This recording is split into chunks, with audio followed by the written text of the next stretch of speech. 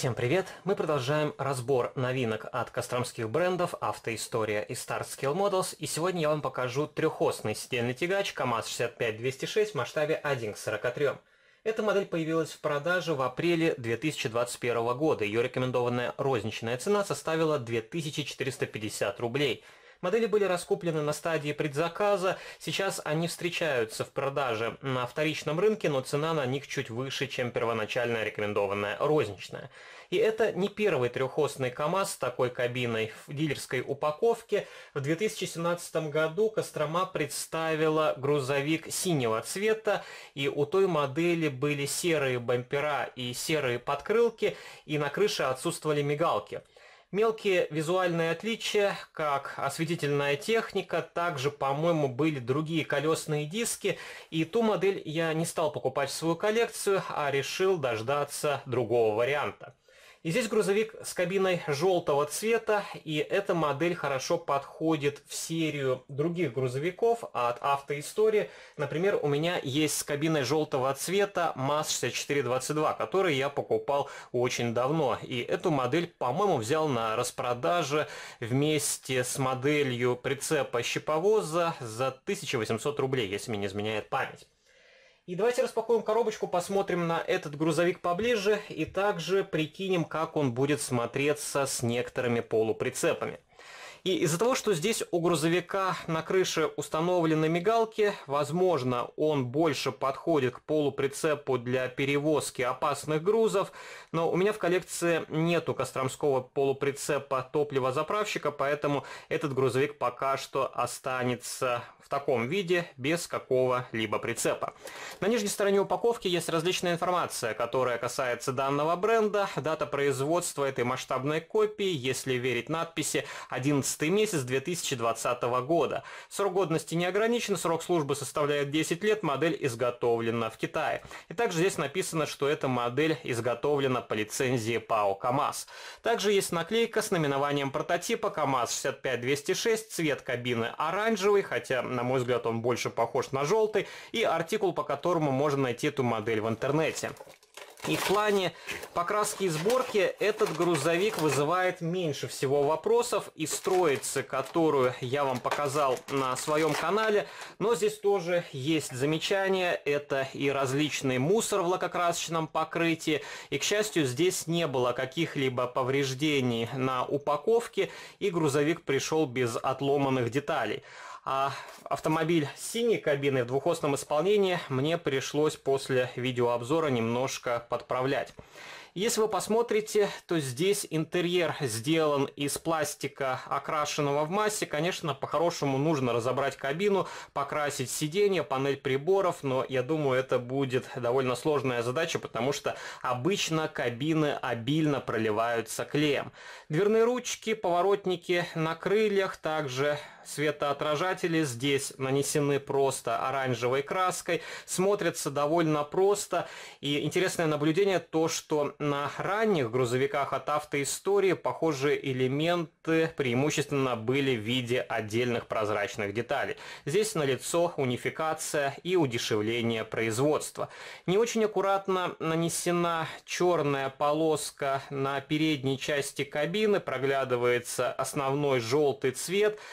Зеркальца здесь в виде серебристой подложки. Их тоже можно было сделать из самоклеющейся фольги. Это не сильно бы удорожило себестоимость модели. Понравилось, как здесь изготовлены мигалки. Они, скорее всего, вклеены в кабину, и здесь просверлены дырочки, чтобы они были ровно посажены на свои места.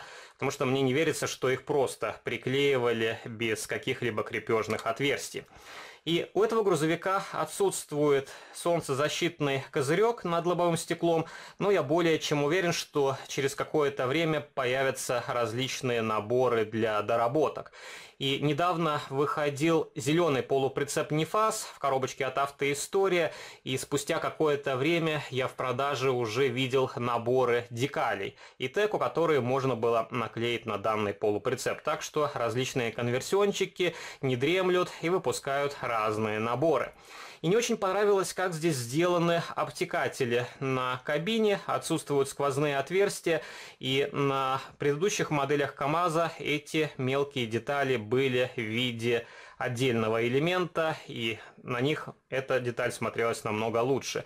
Но здесь вполне хорошее оформление решетки радиатора, также присутствует надпись КАМАЗ, есть значок данного грузовика, и не очень понравилось, как здесь изготовлена светотехника. Спереди фары, на мой взгляд, выглядят очень просто. Ну и, конечно, если вы посмотрите на передний бампер, то здесь и различные подтеки, и какие-то волосинки, и соринки, и на правой части здесь непонятные две точки. Так и не мог понять, что они означают, то ли это свежая краска прикоснулась к какой-то детали, то ли потом пытались что-то изобразить, но такого элемента нету на синем грузовике. У этой масштабной копии вполне хорошие покрышки, также окрашены колесные диски серебристой краской и черным цветом выделены колпаки. На резине присутствует надпись КАМА, и эта покрышка, по-моему, отличается от КАМАЗа 5490, который я вам показывал на прошлой неделе. Нужно будет достать ту модель и сравнить два грузовика. И также здесь вполне хороший протектор на покрышках, и конкретно на этих моделях я не вижу смысла менять резину на Maestro Models. И здесь не окрашена нижняя часть двигателя, также коробка передач, хотя довольно хорошо проработана ходовая часть грузовика, балансирная тележка, основные узлы здесь прекрасно изображены, и также здесь присутствует два топливных бака, и на одном баке написана модель грузовика, масштаб 1:43, и то, что эта модель изготовлена в Китае.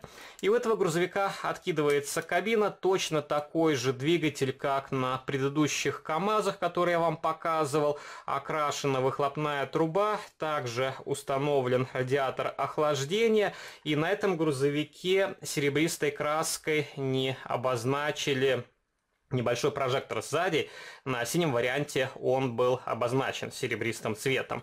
Также здесь вполне хорошо смотрятся задние фонари, присутствуют противоподкатные башмачки, рабочее седло, и можно посмотреть, как этот грузовик выглядит с водительской стороны.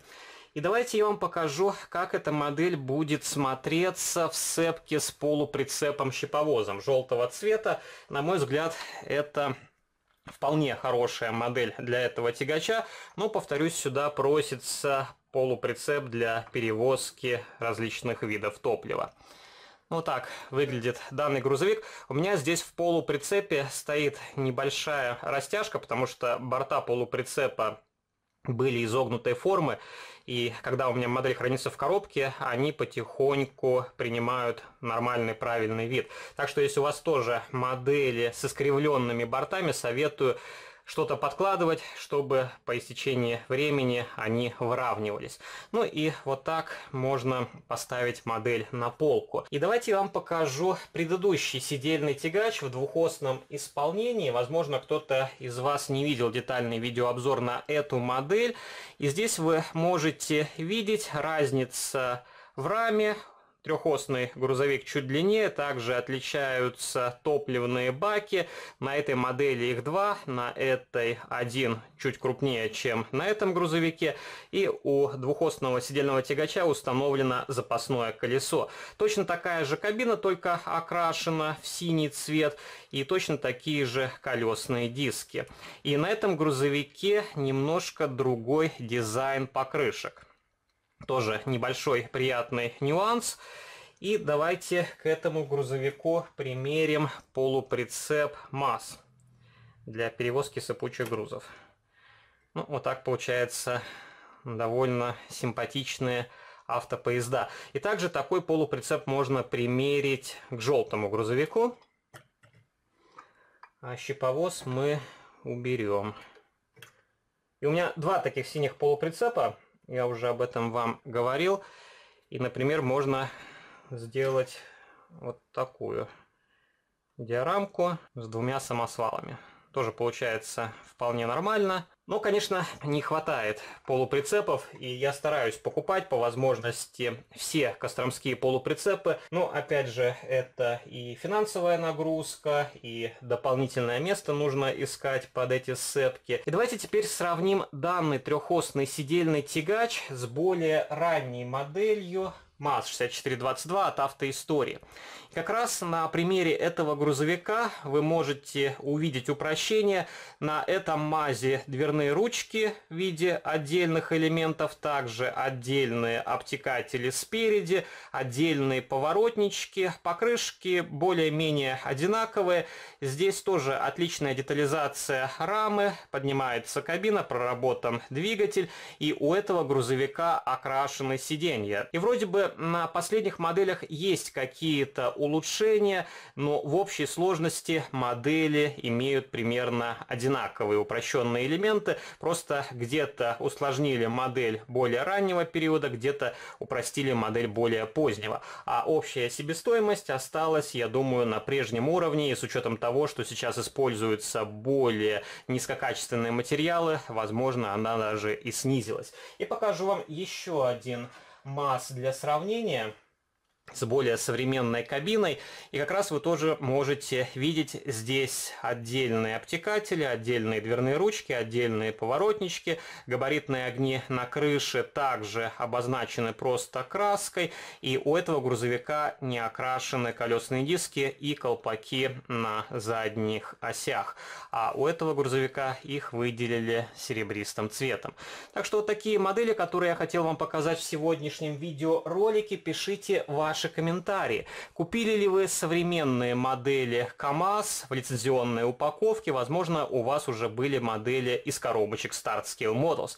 А возможно, вы приобрели набор для самостоятельной сборки и собрали КАМАЗ по вашему вкусу. Тоже будет интересно узнать, в какой цвет вы окрасили в этом случае масштабную копию. Если вам понравился данный видеоролик, то не забывайте поддержать его лайком, вступайте в мои группы в социальных сетях, ВКонтакте и Фейсбуке, жмите на колокольчик и также заглядывайте на мой второй канал, там тоже выкладываются интересные видеоролики. А на сегодня это все. До новых встреч. Пока.